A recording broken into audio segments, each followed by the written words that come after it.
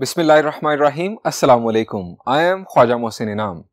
Students, अल्लाह ताला से दुआ है कि आप खैरियत से हों। हम स्टार्ट करने जा रहे हैं एक्सरसाइज 2.2। देखते हैं इसका फर्स्ट प्रॉब्लम। स्टूडेंट्स, 2.2 का फर्स्ट प्रॉब्लम आपके सामने, हमें एक मैट्रिक्स गिवन है। हमें इस मैट्रिक्स के लिए A11, A21, A23, A31, A32, A33 और उसके अलावा डिटर्मिनेंट ऑफ A मालूम करना है। स्टूडेंट्स, मेरा सवाल आपसे यह है कि ये एज क्या हैं? शाबाश जी, ये कोफैक्टर्स हैं। ये A11 फर्स्ट रो के फर्स्ट एलिमेंट का कोफैक्टर है, ये A21 सेकंड रो के फर्स्ट एलिमेंट का कोफैक्टर है, A23 सेकंड रो के थर्ड एलिमेंट का कोफैक्टर, इसी तरह थर्ड रो के फर्स्ट एलिमेंट का कोफैक्टर, थर्ड रो के सेकंड एलिमेंट का कोफैक्टर और थर्ड रो के थर्ड एलिमेंट का कोफैक्टर। स्टूडेंट्स, कोफैक्टर्स और माइनर्स के बारे में हम डिस्कशन कर चुके हैं कि माइनर्स की मदद से हम कोफैक्टर कैसे मालूम करते हैं, और हम ये भी बात कर चुके हैं कि कोफैक्टर्स की बुनियाद पर हम डिटर्मिनेंट कैसे मालूम करते हैं।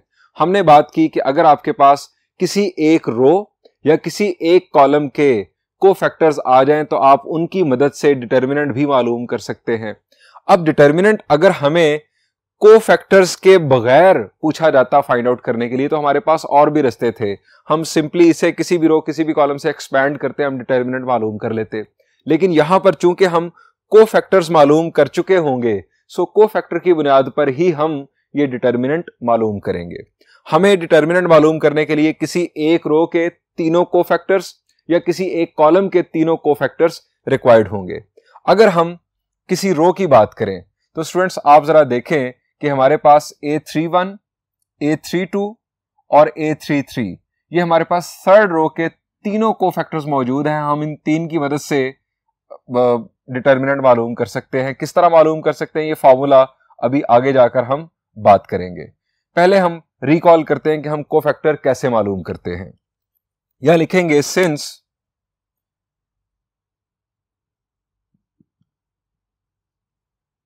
अब मैं कोफैक्टर के लिए जो जनरल फार्मूला है वो लिखने लगा हूं।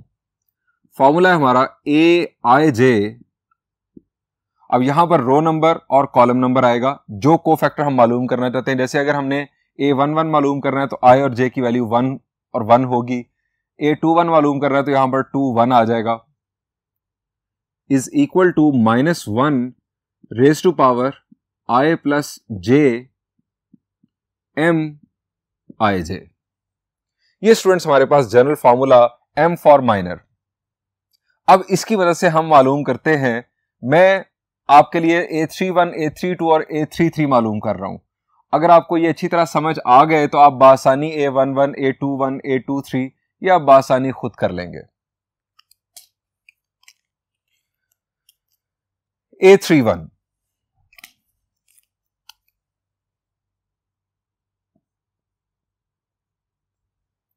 I की वैल्यू 3, J की वैल्यू 1, -1 3 + 1 M31। अब फर्दर इसे सिंप्लीफाई करते हैं, नेक्स्ट बोर्ड पर ये काम करते हैं। A31 is equal to -1 raise to power 3 + 1, 3 + 1 होगा 4, -1 रेज टू पावर 4 विल बी 1, सो M31। अब M31 क्या है स्टूडेंट्स? M31 माइनर है थर्ड रो के फर्स्ट एलिमेंट का। अब थर्ड रो का first element students, third row का फर्स्ट एलिमेंट है ये। अब इसकी रो और इसका कॉलम आप छोड़ दें, आप डिटर्मिनेंट मालूम करेंगे जो रिमेनिंग है। रो और कॉलम छोड़ा तो हमारे पास डिटर्मिनेंट बन रहा है 3120।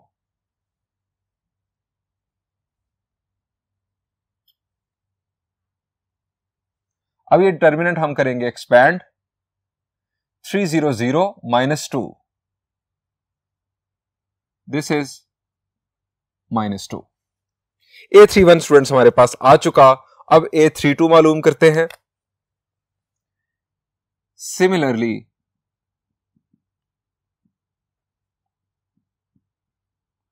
A32 -1 raise to power 3 + 2 M32 -1 raise to power 5 ये -1 आ जाएगा।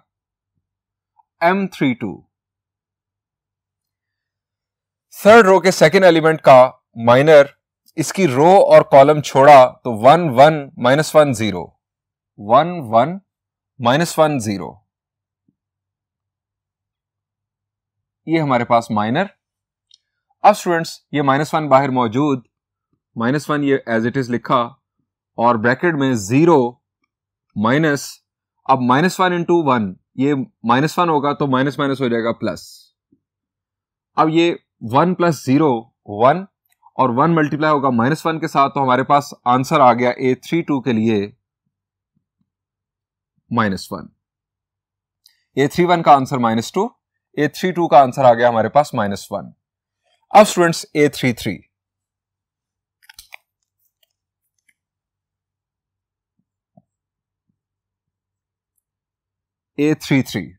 -1 raised to power 3 + 3 M33, A33 -1 raised to power 6, ये हमारे पास 1 आ जाएगा। M33 हमने मालूम करना है, यहां पर आप 1 लिख सकते हैं और इस तरह आप यहां पर भी साथ 1 लिख लें, बेहतर होगा कि जैसे हमने कैलकुलेशन परफॉर्म की, यहां पर -1 raised to power 4 ये 1 आ गया। अब M33 स्टूडेंट्स थर्ड रो के थर्ड एलिमेंट, थर्ड रो का थर्ड एलिमेंट, इसकी रो भी छोड़ दी, कॉलम भी छोड़ दिया, डिटर्मिनेंट बनाएंगे 1 3 -1 2, एक्सपैंड किया 2 माइनस माइनस हो जाएगा प्लस, 3 1s are 3, ये हमारे पास स्टूडेंट्स वैल्यू आ गई 5। स्टूडेंट्स हमने A31 A32 A33 मालूम कर लिए, A11 A21 A23 ये आप खुद मालूम कर लीजिएगा। आप अगर इस प्रॉब्लम को सॉल्व कर रहे हैं तो ये आप पहले सॉल्व कर चुके होंगे, ये तीनों वैल्यूज आप पहले मालूम कर चुके होंगे। इन तीन की बुनियाद पर हम जो है वो डिटर्मिनेंट भी मालूम कर सकते हैं, क्योंकि ये एक पूरी रो के कोफैक्टर्स हैं। हम यहां पर लिखेंगे since A determinant is equal to, किसी भी रो किसी भी कॉलम से आप ए डिटर्मिनेंट का फॉर्मूला कोफैक्टर्स की बुनियाद पर बना सकते हैं। अब हमारे पास ये होगा फॉर्मूला, इन कोफैक्टर्स के लिए हमारे पास फॉर्मूला बनेगा A31 plus A32 plus A33 ये स्टूडेंट्स हमारे पास फॉर्मूला बन गया। आप किसी भी कॉलम की बेस पर भी इस तरह फॉर्मूला बना सकते हैं, किसी भी रो की बुनियाद पर आप फॉर्मूला बना सकते हैं। जैसे अगर मैं फर्स्ट रो को फॉलो करता तो यहां पर आ जाता A11 A11 A12 A12 A13 A13।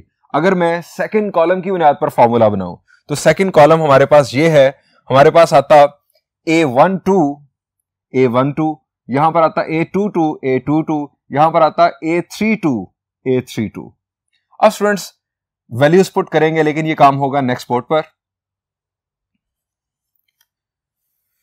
Putting values,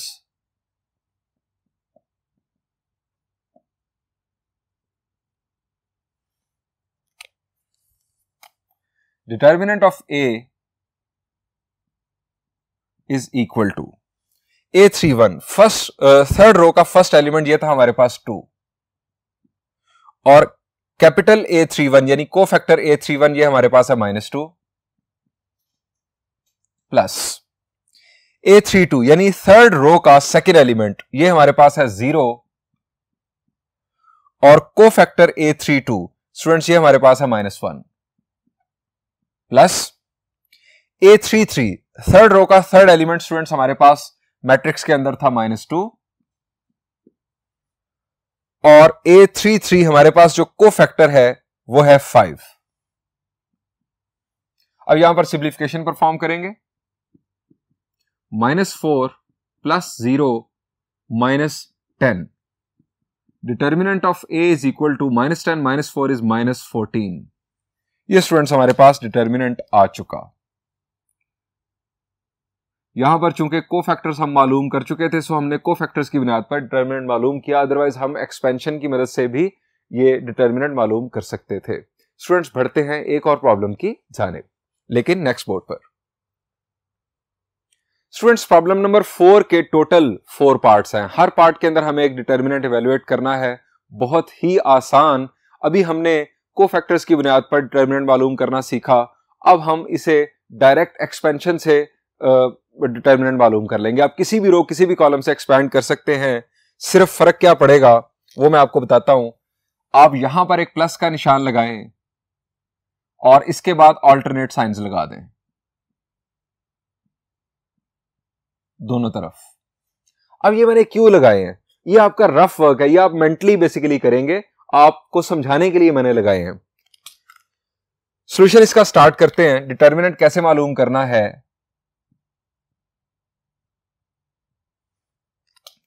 मैं यहां पर लिखूंगा एक्सपेंडिंग बाय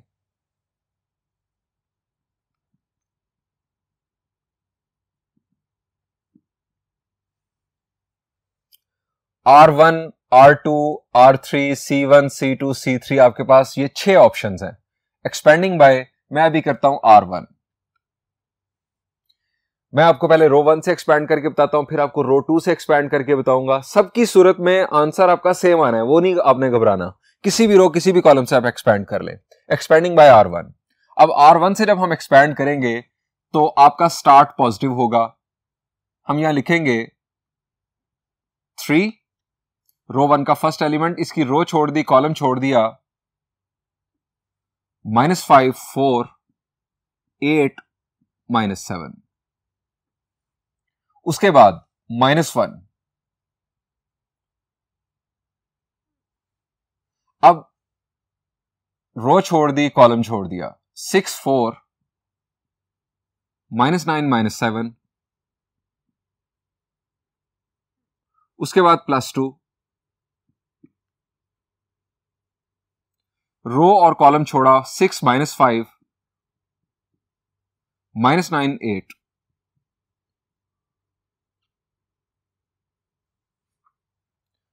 अब इसको सिंप्लीफाई कर लेते हैं। 3, -5, -7 मल्टीप्लाई हुए तो ये आ जाएगा 35 -8 4s are 32 -1।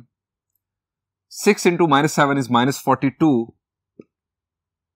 और माइनस यहां पर मौजूद है, सो ये हो जाएगा +9 4s are 36 8 6 are 48। Minus minus plus, तो आपका जो माइनस है डिटर्मिनेंट वाला वो जिंदा रहेगा। 9 5s are 45। 35 minus 32 is 3 -1 -42 plus 36 is -6। 48 minus 45 is 3। 3 3s are 9, minus minus plus 6 1s are 6, 3 2s are 6, 6 plus 6 12, 12 plus 9 21। ये स्टूडेंट्स हमारा हतमी आंसर आ गया। ये यानी इसका डिटर्मिनेंट ये आ गया। अब स्टूडेंट्स मैंने भी रो 1 से एक्सपैंड किया है, अगर मैं रो 2 से एक्सपैंड करता तो चेंज क्या आता। यहां पर हमारा सोल्यूशन एंड हो गया। मैं आपको इजाफी तौर पर बता रहा हूं ताकि आपकी लर्निंग हो जाए, आगे जाकर आपको बहुत ज्यादा काम आएगी। अगर मैं रो 2 से एक्सपैंड करता, अब मैं मैनर्स नहीं इतने, मैं ये नहीं लिखने जा रहा हूं एक्सपैंडिंग बाय R2 आप लिखेंगे।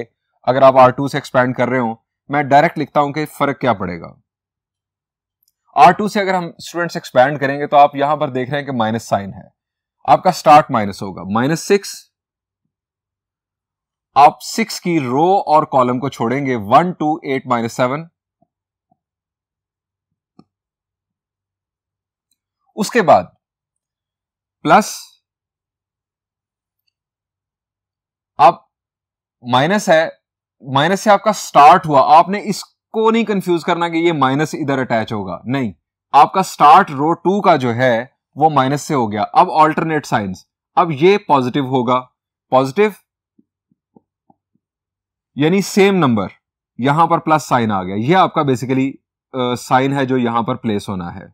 अब यहां पर आप देख रहे हैं 6 जो था वो पॉजिटिव था, लेकिन आपका साइन ये है, स्टार्टिंग यहां से माइनस प्लस और फिर माइनस आएगा, ऑल्टरनेट साइंस। यहां पर देखें, जब हमने रो 1 से एक्सपैंड किया, पॉजिटिव नेगेटिव पॉजिटिव, अगर 1 के साथ यहां पर माइनस होता तो वो माइनस में यहां पर भी लिखता 1 के साथ, अगर 2 के साथ माइनस होता तो वो 2 का माइनस यहां पर भी साथ लिखा जाता, वो माइनस प्लस फिर माइनस हो जाता, आपके साइंस ऑल्टरनेट आएंगे।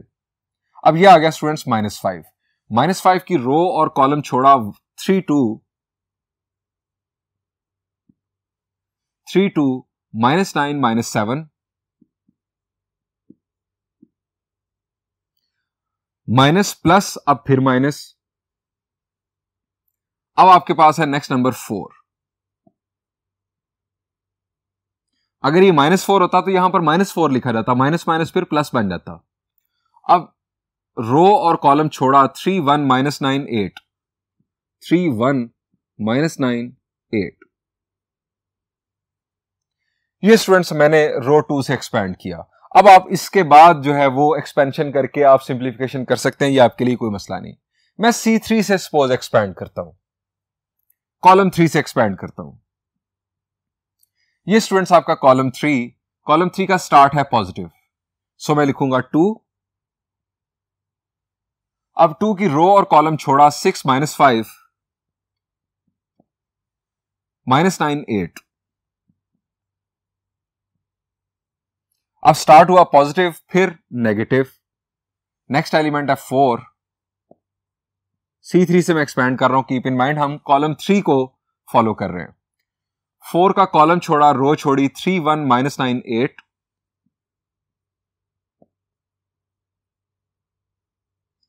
पॉजिटिव नेगेटिव फिर पॉजिटिव -7।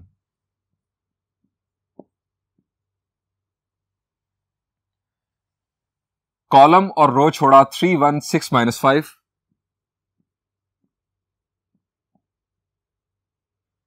अब आप इसे एक्सपैंड करके सिंप्लीफिकेशन करेंगे, हर सूरत में आपका आंसर 21 ही आना है। ये मैंने आपको डिफरेंट रोज या डिफरेंट कॉलम से एक्सपैंड करने का तरीका बता दिया। स्टूडेंट्स इसके जो रिमेनिंग पार्ट्स हैं वो आप आसानी खुद सॉल्व करेंगे। मैं बढ़ता हूं अब एक और प्रॉब्लम की जानिब, जो कि होगा फर्स्ट बोर्ड पर। Students this is problem number 12। Students problem number 12 में हमें एक दिया गया है मैट्रिक्स, हमें बताया गया है कि ये मैट्रिक्स जो है ये सिंगुलर है, हमें लैम्डा की वैल्यू मालूम करनी है। स्टूडेंट्स सिंगुलर मैट्रिक्स कौन सा होता है? A square matrix is a singular matrix if its determinant is 0। अगर किसी मैट्रिक्स का डिटर्मिनेंट 0 हो तो हम उसे सिंगुलर मैट्रिक्स कहते हैं। यहां पर आपको यह भी बता दूं कि प्रॉब्लम नंबर 11 आपका होमवर्क है। वो क्यों? वहां पर 3 पार्ट्स हैं, तीनों पार्ट्स के अंदर आपको 3 मैट्रिसेस गिवन हैं। आपको चेक करना है कि वो मैट्रिक्स सिंगुलर है या नॉन सिंगुलर। सिंपली आपने करना क्या है, आप डिटर्मिनेंट मालूम करें एक्सपेंशन मेथड से। आप डिटर्मिनेंट मालूम करें, अगर डिटर्मिनेंट 0 आ जाए तो आप कह दीजिएगा कि सिंगुलर मैट्रिक्स है, अगर नॉन 0 आए तो कह दीजिएगा नॉन सिंगुलर मैट्रिक्स है। यहां पर प्रॉब्लम नंबर 12 के अंदर हमें बताया गया है कि यह सिंगुलर मैट्रिक्स है, इसका मतलब है इसका डिटर्मिनेंट इक्वल टू 0 होगा। हमें लैम्डा की वैल्यू मालूम करनी है। हम यहां लिखेंगे as matrix is singular so A determinant is equal to 0। चूंकि बताया गया सिंगुलर है so A determinant equal to 0 होगा। अब हम डिटर्मिनेंट बनाते हैं लेफ्ट साइड पर, minus lambda 1 0 1 minus lambda 1 0 1 minus lambda equal to 0। अब स्टूडेंट्स आप किसी भी रो या किसी भी कॉलम से इसे एक्सपैंड कर लें, कोई मसला नहीं हमारे लिए, हम एक्सपेंशन सीख चुके हैं। मैं यहां पर लिख रहा हूं एक्सपेंडिंग बाय। अच्छा, एक्सपेंशन के लिए आपको एक बात बताऊं, आपका टाइम सेव हो जाता है। आप उस रो या उस कॉलम से एक्सपैंड करें कि जिसमें आपको ज्यादा जीरोस मिले। जीरो की वजह से कैलकुलेशन बहुत आसान हो जाएगी। अब फर्स्ट रो में भी एक 0 है, फर्स्ट कॉलम में भी एक 0 है, इसरा थर्ड रो में भी एक 0 है, तो आपके पास डिफरेंट ऑप्शंस हैं। मैं इसे कॉलम 1 से भी एक्सपैंड कर सकता हूं, रो 1 से भी एक्सपैंड कर सकता हूं। मैं लिख रहा हूं एक्सपेंडिंग बाय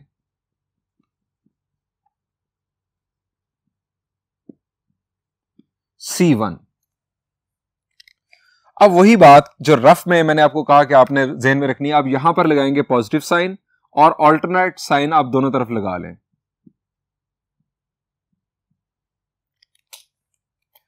अब C1 से आप एक्सपेंड कर रहे हैं तो आपका स्टार्ट, ये कॉलम 1 है, स्टार्ट पॉजिटिव है, माइनस लैम्डा।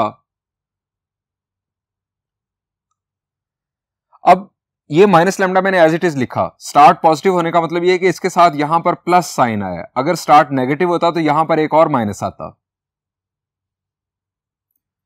माइनस लैम्डा की रो और कॉलम छोड़ दिया, यहां पर आ जाएगा माइनस लैम्डा 1 माइनस लैम्डा। उसके बाद स्टूडेंट्स हमारे पास -1, स्टार्ट पॉजिटिव हुआ तो उसके बाद अल्टरनेट साइंस, -1, इसकी रो और कॉलम छोड़ा, तो 1 0 1 माइनस लैम्डा,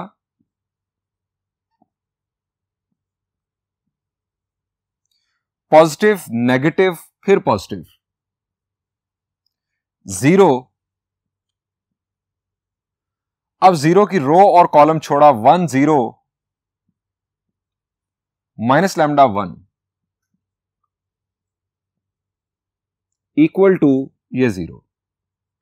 अब ये डिटर्मिनेंट हमें एक्सपैंड करने की जरूरत नहीं, क्योंकि 0 के साथ इसने मल्टीप्लाई होना है तो ये सारा ही 0 हो जाएगा। इन दोनों को हम एक्सपैंड करेंगे और हमें यानी वैल्यू मिल जाएगी आसानी के साथ। कैलकुलेशन यानी बहुत आसान होगी। बढ़ते हैं नेक्स्ट बोर्ड पर।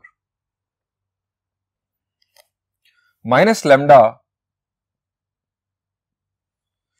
अब माइनस लैम्डा के साथ मल्टीप्लाई हुआ, minus minus plus lambda square, 1 into 1 is 1 -1, ये आ गया -1, 1 into minus lambda is minus lambda, -0 plus, ये स्टूडेंट्स एक्सपैंड करने की जरूरत नहीं, आप जस्ट 0 लिखते हैं, इज इक्वल टू 0। अब सिंप्लीफिकेशन, माइनस लैम्डा स्क्वायर के साथ मल्टीप्लाई हुआ तो ये आ गया minus lambda cube, minus minus plus lambda, minus lambda -1 से मल्टीप्लाई हुआ तो ये आ गया plus lambda, minus minus plus 1 lambda के साथ मल्टीप्लाई हुआ तो लैम्डा, -1 इंटू 0 ये 0, प्लस 0 इज इक्वल टू 0। अब स्टूडेंट्स ये minus lambda cube plus 2 lambda is equal to 0। अब यहां से कॉमन क्या निकल रहा है? The answer is lambda. यहां से स्टूडेंट्स लैम्डा कॉमन निकला, मैं माइनस लैम्डा कॉमन ले रहा हूं ताकि ये साइन पॉजिटिव हो जाए। माइनस लैम्डा कॉमन लिया तो यहां पर आ गया lambda square -2 is equal to 0। अब स्टूडेंट्स दो फैक्टर्स का प्रोडक्ट इक्वल टू 0 तो क्या होगा जी, दोनों को हम इक्वल टू 0 लेंगे। लेकिन यहां पर एक खास बात, वो खास बात यह है कि अगर आपके पास दो फैक्टर्स का प्रोडक्ट इक्वल टू 0 हो तो आप उस फैक्टर को इक्वल टू 0 लेते हैं जिसके अंदर अननोन मौजूद हो। मिसाल के तौर पर 2x इज इक्वल टू 0। अब 2 और x का प्रोडक्ट इक्वल टू 0 है, इसका मतलब क्या है? क्या 2 भी इक्वल टू 0 है? The answer is no, 2 equal to 0 नहीं हो सकता। इसका मतलब है कि x इक्वल टू 0 होगा। आप 2 को इक्वल टू 0 नहीं लेंगे। अब यहां पर इधर भी अननोन मौजूद है, इधर भी अननोन मौजूद है, सो हमें दोनों को इक्वल टू 0 लेना है। Minus lambda equal to 0, lambda square -2 is equal to 0। यहां से आ गई लैम्डा इज इक्वल टू 0 एक वैल्यू, यहां से lambda square is equal to 2 और लैम्डा इज इक्वल टू, जब स्क्वायर रूट लेंगे तो plus minus square root of 2। ये स्टूडेंट्स हमारे पास लैम्डा की फर्दर 2 वैल्यूज आ गई, 2 वैल्यूज ये, एक वैल्यू ये स्टूडेंट्स हमारे पास लैम्डा की वैल्यूज आ गई। यहां पर इस प्रॉब्लम का सॉल्यूशन एंड हुआ। बढ़ता हूं नेक्स्ट प्रॉब्लम की जानिब। Students this is problem number 13 और ये है 13 का थर्ड पार्ट।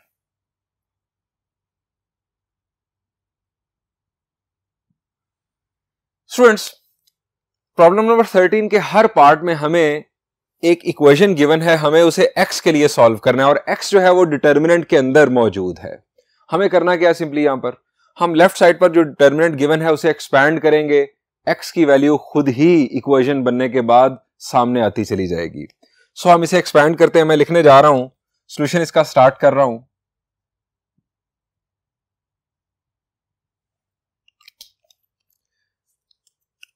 एक्सपेंडिंग बाय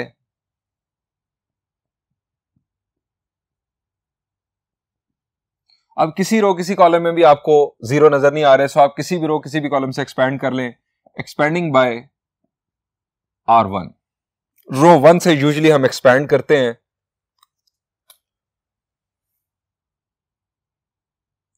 यहां पर प्लस, यहां माइनस और यहां पर प्लस। x प्लस 2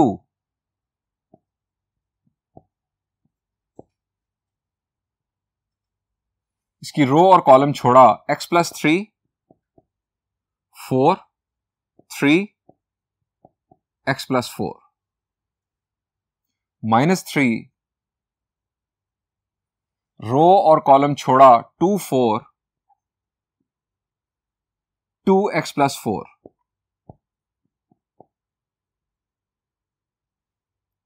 प्लस 4 रो और कॉलम छोड़ा 2x प्लस 3 2 3 इक्वल टू ये 0। अब इसे सिंप्लीफाई करते हैं, ये x plus 2 as it is,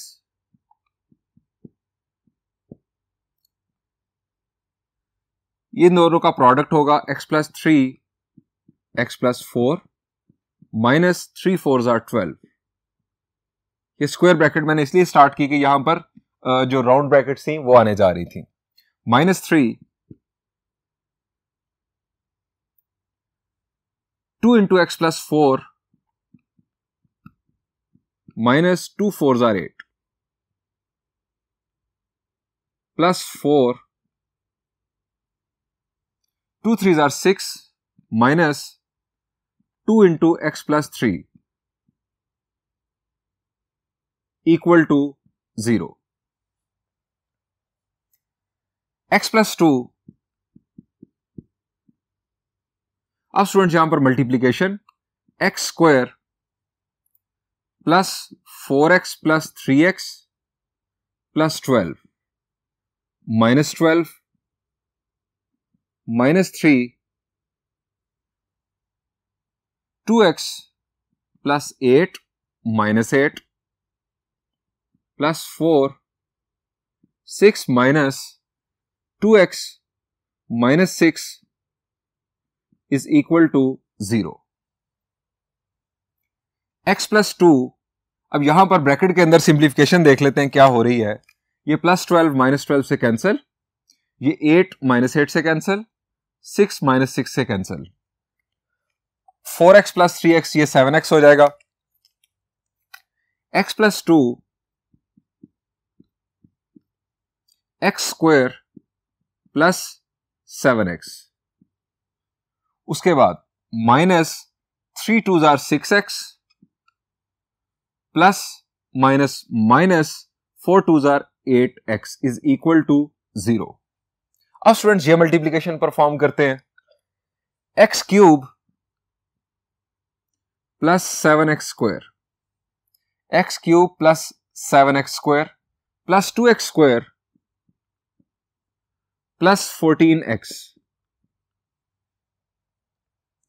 minus 6x minus 8x is equal to 0। अब 7x square plus 2x square, this is 9x square. बढ़ते हैं नेक्स्ट बोर्ड पर,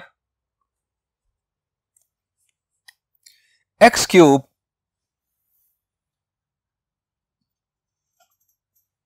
seven x square plus 2x square is 9x square. अब plus 14x minus 6x ये हो जाएगा 8x, 8x minus 8x ये हो जाएगा 0। तो आप इसको लिख दें यहां पर 0 इज इक्वल टू 0। अब x cube plus 9x square is equal to 0। यहां से स्टूडेंट्स अब क्या कॉमन निकलता है? शाबाश, क्या कॉमन निकल रहा है? The answer is x square. x square common लिया, x plus 9 is equal to 0। अब स्टूडेंट्स दो फैक्टर्स का प्रोडक्ट इक्वल टू 0 है, दोनों में अननोन मौजूद है, इसलिए हम दोनों को इक्वल टू 0 लेंगे। x square is equal to 0 और दूसरी तरफ x plus 9 is equal to 0। यहां से स्टूडेंट्स x की वैल्यू आ गई 0, चूंकि स्क्वायर रूट लेने से 0 का 0 ही आएगा, ये एक वैल्यू। और यहां से स्टूडेंट्स x की वैल्यू आ गई -9। ये स्टूडेंट्स हमें दो x की वैल्यूज हासिल हुई। बहुत ही आसान प्रॉब्लम था स्टूडेंट्स। इसके जो फर्स्ट 2 पार्ट्स हैं वो आप खुद सॉल्व कीजिएगा। यहां पर इस लेक्चर को एंड करता हूं। Thank you and Allah Hafiz.